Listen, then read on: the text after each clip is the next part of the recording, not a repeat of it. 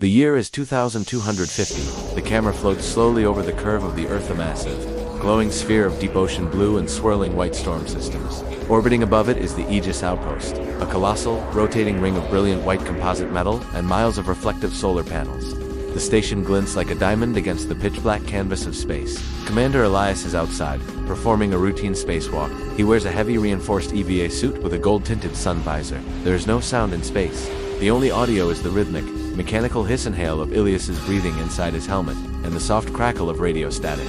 Ilias is using a heavy, motorized torque wrench to tighten a bolt on a communication array. He is tethered to the station by a thick, yellow braided line. Suddenly, a red warning light pulses inside his helmet visor. A calm, synthetic voice chimes in his ear. Warning. Micrometeorite swarm detected. Impact in 15 seconds. The camera pans out to show the vast emptiness of space. There is nothing visible approaching. The threat is invisible, traveling at 20,000 miles per hour. Elias drops the wrench and begins pulling himself frantically along the yellow tether toward the airlock. Impact.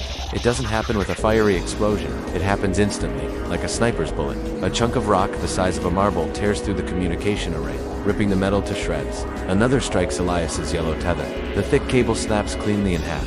The sudden release of tension sends Elias tumbling backward. The camera spins with him, creating a disorienting, terrifying vertigo as the white station and the blue Earth alternate flashing past his gold visor. He is drifting away. Elias stops his spin by firing the emergency cold gas thrusters on his backpack. PSHH. PSHH. Small jets of white vapor shoot out in the vacuum. He stabilizes, but he is now 50 meters away from the station and drifting further.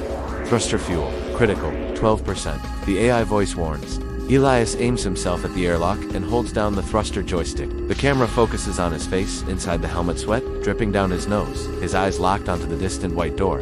Before Elias can reach the station, the main swarm hits the Aegis Outpost. A module adjacent to the airlock is punctured because there is no sound. The destruction is eerily silent. A massive plume of white oxygen vents violently out into space, instantly freezing into millions of glittering ice crystals. The force of the venting gas pushes the entire station into a slow, grinding tilt. The venting gas creates a cross-current that blows Elias off course. His thrusters sputter and die. Fuel depleted. He is going to miss the station. In a desperate move, he unclips a heavy magnetic piton, a climbing spike from his belt, attached to a thin emergency wire. As he drifts past the edge of the station's massive solar truss, he throws it with all his strength. We watch the metallic spike spin in slow motion through the void. It hits the steel truss with a silent flash of sparks and magnetically locks into place. The wire snaps taut, jerking Elias violently, nearly dislocating his shoulder, but stopping his drift. Hand over hand, muscles screaming inside the pressurized suit. Elias drags himself down the wire toward the hull. He reaches the outer airlock door.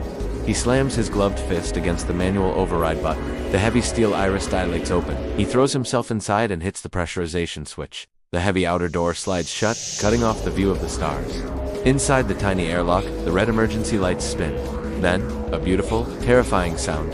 A loud, hissing roar as the room floods with oxygen. Sound has returned. Elias reaches up and twists his helmet off. He drops it to the grated floor. He gasps for real air, his chest heaving, listening to the muffled groaning vibrations of the damaged station through the metal walls. He looks out the small, thick porthole on the inner door. The sun is just beginning to rise over the edge of the Earth, blindingly bright, promising another day of survival.